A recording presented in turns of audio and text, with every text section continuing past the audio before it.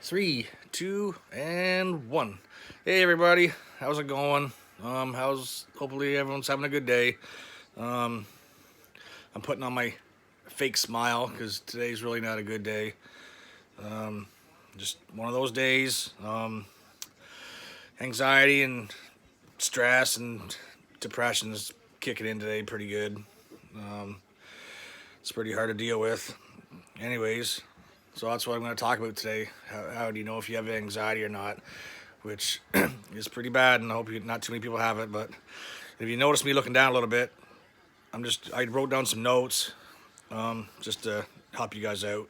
What are some things to let you know, if you have anxiety or not, or so an excessive worrying. These feelings can stem from school, from work, interactions with people, which I'm not good at. Even finances is pretty bad. So for those people with anxiety, keeping these feelings under control is pretty tough. Believe me, it's not that good. And difficulty sleeping, which I can't sleep at all. It's really common if anxiety keeps you up in the middle of the night, especially before an event or even a vlog like this. That's nerve wracking. If you don't sleep, it really affects your mental health, which is really tough on me.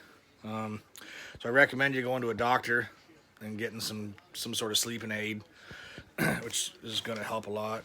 Fatigue, I'm always tired. Even if you sleep, you may feel fatigue throughout the day, which is not a good thing, especially if you have to go to work for a whole shift. It's not good. Anxiety is emotionally exhausting. It's tough. So even when you're tired, your mood usually suffers, and that may lead to depression, which also I have. It's really bad. Concentration problems. Even now, I'm not really concentrating that good. You may get concentration issues because if you're worrying too much or dealing with your sleeping problems, which I have, and procrastination is also a big problem, which I have too much of. Irritability and tension, that's another one. Anxiety always puts me on edge, but I hide it pretty good. Not too many people know what I'm dealing with until now when I post this, and it's going to get out. But I also might lash out at others, which is not too fun. But what do we got? Another.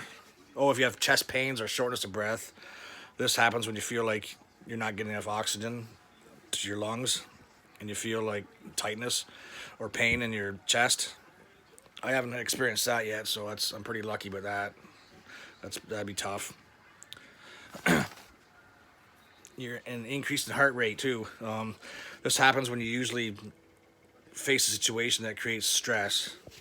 Then your heart rate will go up, and you feel irregular. Then if your heart rate goes up, then your blood pressure goes up.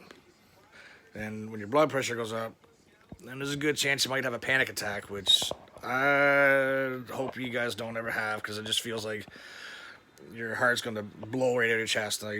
That's another bad one. Sweating and hot flashes, whew, that's really bad. So just when your blood pressure goes up, you just start sweating like you're working out, like really bad, and trembling and shaking, which I'm a king of. This is my number one problem with anxiety. This is when your limbs and start shaking like really bad, and that's not good either. Even though this is temporary, it is still uncomfortable and can create more fear and anxiety. True. So, how can you tackle this problem with anxiety? So you definitely need a treatment plan. Number one, like medication. You have to know. It might take a while to figure out what you need and your dosage. It's gonna take like weeks and weeks. And psychotherapy. Whew, I was skeptical at first about that, but with these two things, medication and psychotherapy, I don't even know where I'd be right now. I might not even be here. That kind of saved me. Antidepressants, you need those. They're also prescribed by the doctor. See, I got my fair share right here. One, oops.